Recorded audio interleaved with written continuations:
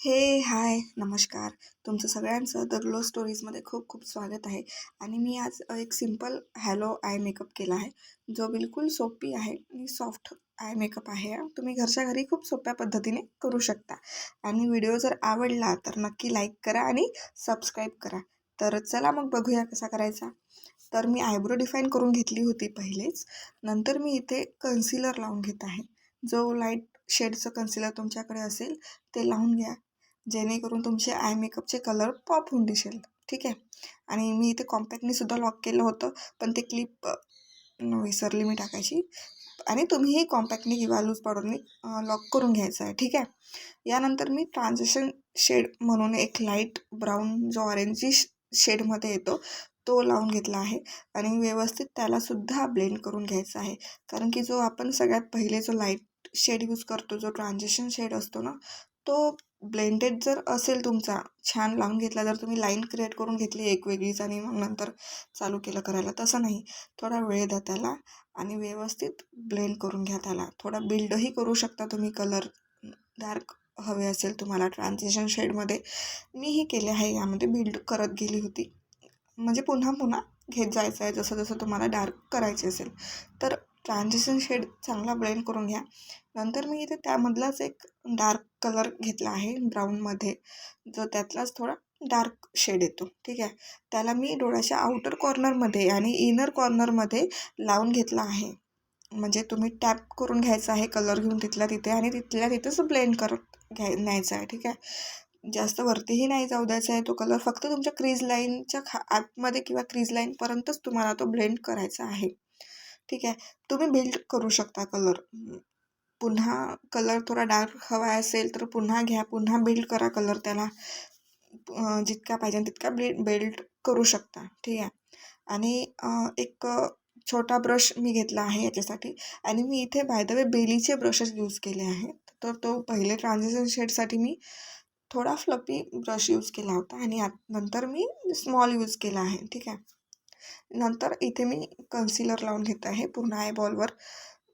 तेवढाच तिथल्या तिथेच तुम्हाला ब्लेंड करायचा आहे तो. आणि असं काही नाही आहे तुम्हाला परफेक्टच कन्सिलिंग लाईन करावं लागेल, कारण की तसंही सॉफ्टमध्ये करत आहे आपण हा हॅलो आय मेकअप. तर तुम्ही तिथल्या तिथे थोडंसं जरी घेतलं ना तर क्रीज लाईनच्या खालपर्यंतच तुम्हाला ते कन्सिलर ठेवायचं आहे. क्रीज लाईनच्या वर नाही जाऊ द्यायचं आहे. फक्त याची काळजी घ्यायची. ठीक आहे. नंतर पुन्हा मी कलर घेतला आहे त्यामध्ये, जो डार्कमध्ये होता तो शेड थोडासा घेऊन मी थोडंसं ब्लेंड केलं आहे त्याला. ठीक आहे. आणि मी इथे ब्लेंडरनी सुद्धा कन्सिलर ब्लेंड केलं होतं, की जेणेकरून तो ब्लेंड होऊन जाईल आयशॅडोजमध्ये कलर. ठीक आहे. आजूबाजूने लाईन नाही दिसणार. नंतर मी इथे एक शिमर शेड घेतला आहे. येलो मध्ये शेड येतो हा, तो घेतला आहे आणि त्याला मी ब्लेंड करून घेतला आहे. आणि वरतीसुद्धा मी ब्लेंड करून घेत आहे. आणि शिमर हे जे आहे ना, तुम्ही बोटानीच लावून घ्या, की कलर ना बोटाने पॉप होऊन दिसतो, जास्त दिसतो. ब्रशनी तेवढे कलर येत नाही. शिमर कलर लावायला गेलं तर ब्रशमध्ये तेवढेच बोटाने ते छान लागतात. ठीक आहे. आणि नंतर मी साईडनी जे लाईन आहेत त्यालासुद्धा कलर घेऊन डार्क ब्लेंड करत आहे, मर्ज करत आहे एकमेकांमध्ये, जेणेकरून ते लाईन नाही दिसणार. मेकअप हा ब्लेंड असणं खूप गरजेचं आहे, तेव्हाच तो उठून दिसतो, छान दिसतो. नाहीतर ते लाईन सगळीकडे दिसणार तर तो चांगला नाही दिसणार ना. ठीक आहे. ते तर सगळ्यांनाच कळतं की आयशॅडो ब्लेंडेड आय मेकअप छान दिसतं म्हणून. ठीक आहे. आणि मी इथे ना, मला थोडा डार्क कलर हवा होता, म्हणजे मला डार्क करायचा होता त्याला थोडा. तर मी इथे ना थोडासा असा ब्लॅक कलर यूज केला आहे. ब्लॅक कलर एकदम तुम्ही ब्रशमध्ये घेऊन लावू नका, कारण की तो एकदम लागेल आणि तो खूप पॅच सोडून देईल. ठीक आहे, त्या जागी, कारण की खूप डार्क कलर असतात ते.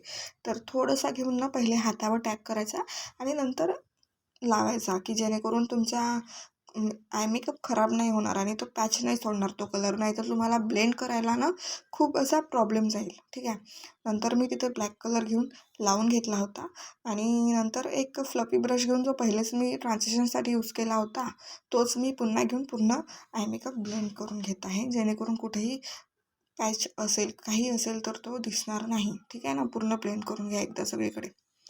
यानंतर तुम्ही वॉटर लाईनला काजळ लावून घ्या. आणि अप्पर वॉटर लाईनला सुद्धा काजळ लावणं खूप महत्त्वाचं आहे. त्यानेसुद्धा आय मेकअपमध्ये खूप फरक दिसतो. ठीक आहे. तर अप्पर वॉटर लाईनला सुद्धा काजळ लावणं खूप महत्त्वाचं आहे.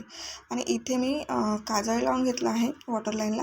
तुम्हाला जर इथे ब्लॅक कलर नाही यूज करायचा असेल तर तुम्ही स्किन कलरमध्ये जेव्हा किंवा व्हाईट शेडमध्ये काजळ येतात तेही लावू शकता.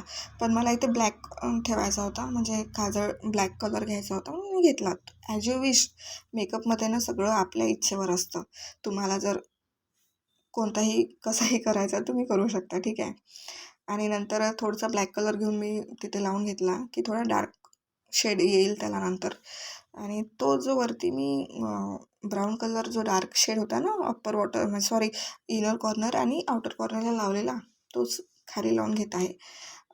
आणि त्याला ब्लेंड करून घेत आहे व्यवस्थित. आणि खूप जण काय करतात ना वरती आय मेकअप करून घेतात, पण खाली वॉटर लाईनला काहीच यूज करत नाही. जस्ट काजळ किंवा हे लावून घेतात, पण ते चांगलं नाही दिसत, तर प्रोफेशनल नाही दिसत ते. तर तर कलर लावून घ्या, ठीक आहे.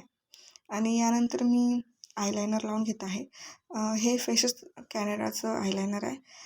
ठीकठाक आहे. बिगिनर जर असाल मेकअपमध्ये प्रॅक्टिस वगैरेसाठी तर खूप मस्त आहे. पण प्रोफेशनली नाही यूज करू शकत, कारण की तेवढं लाँग लास्टिंग नाही वाटत मला आणि तेवढं वॉटरप्रूफही नाही आहेत, ठीक आहे. पहिले सांगून ठेवते नाहीतर तुम्ही घेऊन घ्याल आणि मग नंतर प्रॉब्लेम्स येईल, ठीक आहे. तर हे फेसेस स्कॅनर आणि हे पेन लायनर आहेत ना, पेन आयलायनर जे आपण यूज करतो, ते मला वाटतं लायनर्स लावण्यासाठी ना खूप इझी होतं लावायला. म्हणजे तुम्ही बिगनर असाल, आयलायनर लावता नाही येत, तर असे लायनर जर तुम्ही पेन आयलायनर घेतले तर तुम्हाला थोडं सोपी जाईल. ठीक आहे. नंतर इथे मी लॅश लावून घेतल्या. मस्करा लावून घेणार आहेत आणि टाळा, रेडी मेकअप तुमचा. कसा वाटला तर मला नक्की कमेंट्स करा. थँक्यू.